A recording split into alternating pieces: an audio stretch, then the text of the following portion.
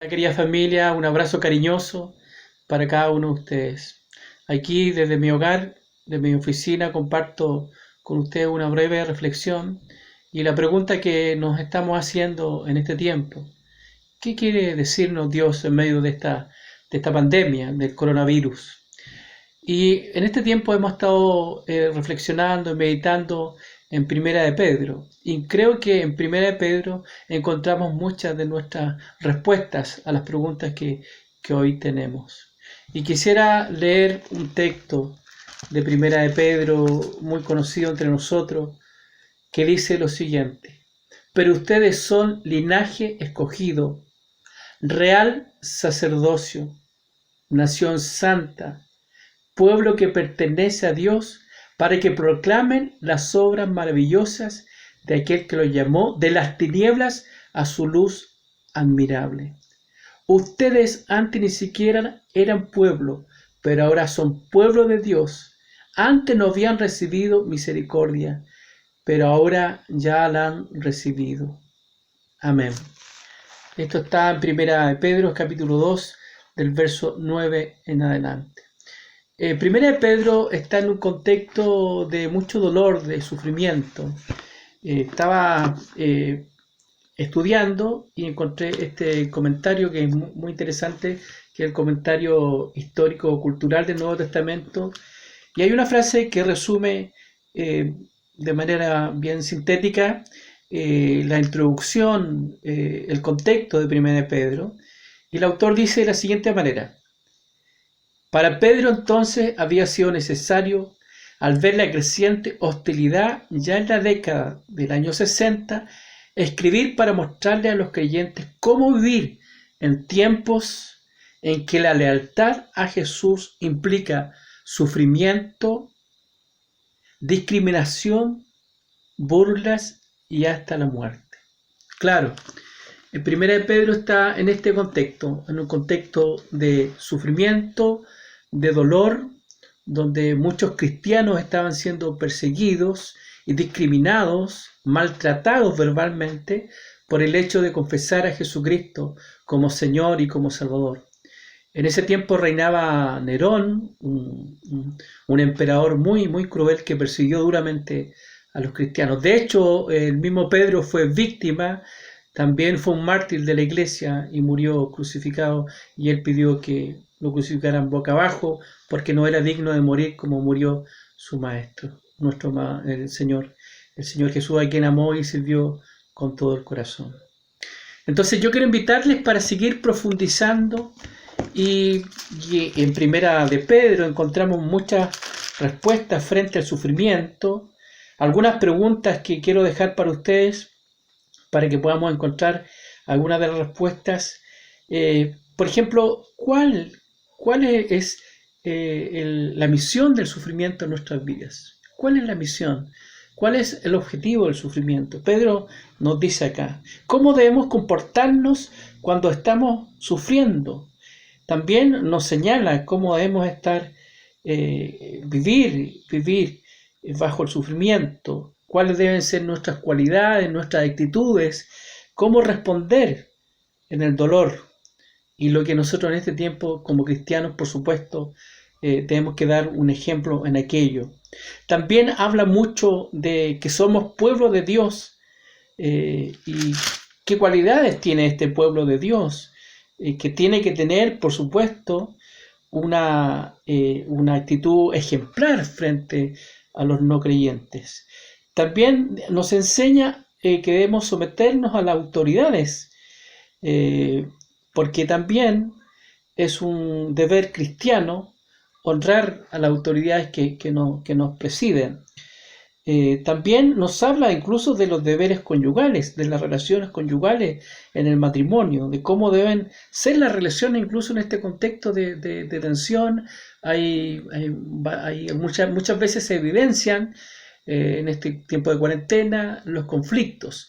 Algunos de ellos se profundizan en el matrimonio, en la familia, y otras veces es una oportunidad, y creo que eso debería ser para poder reencontrarnos, poder reconciliarnos, poder profundizar nuestra relación. También nos enseña cómo debemos responder frente al mal, o los opositores, frente a los que nos persiguen. Quizá hoy día no nos persiguen como en ese tiempo, pero hay otras formas de discriminación, hay otras formas también de que muchas veces la gente nos mira como cristianos de una manera distinta.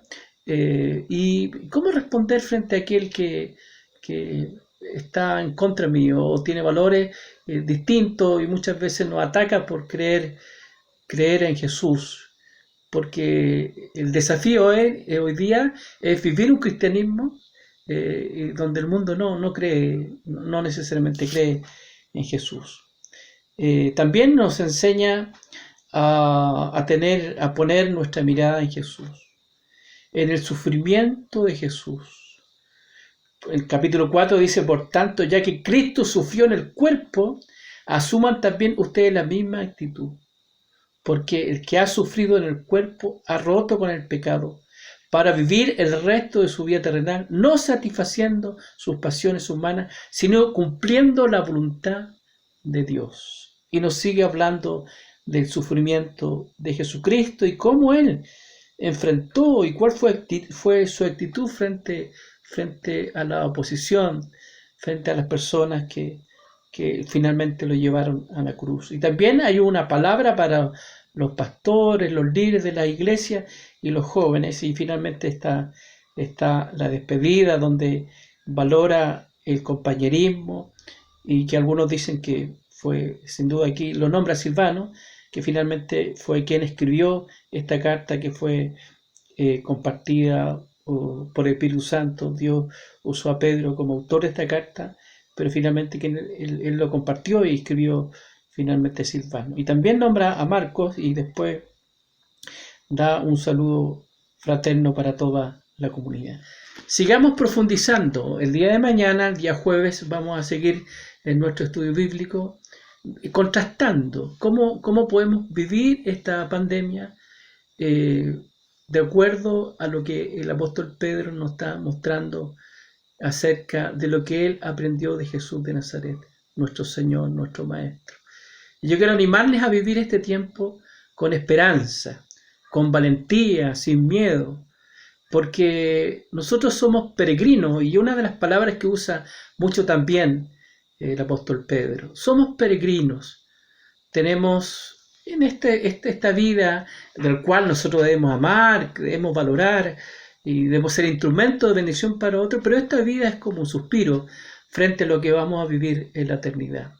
El ya, pero todavía no. Seguimos hoy día aquí en esta vida, amamos a Jesús, su reino está aquí en nosotros, con nosotros, pero un día su reino va a ser pleno y lo vamos a experimentar cuando partamos de este mundo en su presencia, el pleno reino de Dios. Pero mientras estamos aquí, mientras somos peregrinos, somos pueblo de Dios para anunciar las virtudes, las obras de Jesucristo nuestro Señor, que nos amó tanto, que ya hemos visto esta Semana Santa, que subió a la cruz para darnos vida y vida en abundancia, y el gran regalo de reconciliarnos con Dios a través de su sangre vertida allí en la cruz. Y hemos visto también cómo Dios lo resucitó en medio de los muertos, y Él reina incluso en este tiempo. Yo creo que Él está trabajando, Dios está trabajando, Jesús está trabajando. Muchas personas todavía piensan, incluso en el mundo evangélico, que Dios está castigando al mundo con esta pandemia. Yo pienso algo muy distinto, porque cuando Dios es amor, Él desea lo mejor para nosotros, porque Él tiene planes de bienestar y no de calamidad. Él está trabajando, y muchas veces esta pandemia y otras cosas más que pasan en nuestro mundo injusto, que está dañado por el pecado, son consecuencias mismas de nosotros, los seres humanos. En esta comunidad humana nos hemos equivocado tanto y hemos perdido el rumbo. Pero el Señor está ahí todos los días, está amándonos, y sin duda hoy día está abrazando a aquellas personas que están enfermas, está abrazando de una manera significativa y amorosa a aquellos que han perdido sus seres queridos, que están de duelo. Dios sigue trabajando para traer a todo el mundo a sus pies, porque el único descanso verdadero, consuelo verdadero, lo podemos encontrar en Jesús. Por eso que Él dijo, vengan a mí todos los que están trabajados y cargados, y yo los haré descansar. Ánimo familia, Dios les bendiga. Sigamos a Jesús en este tiempo con valentía, con esperanza. Seguimos siendo familia, seguimos siendo iglesia. Quizá desde nuestros hogares también es una lección. Aprender a vivir la fe desde nuestros hogares y seguir conectados. Y a lo mejor estamos separados físicamente, pero espiritualmente y por las redes sociales seguimos conectados. Un abrazo, que Dios les bendiga, sigamos estudiando la Biblia, nos vemos el día de mañana a las 20 horas para seguir escuchando lo que Jesús quiere decirnos en este tiempo de pandemia. Un abrazo cariñoso, Dios les bendiga, muchas gracias.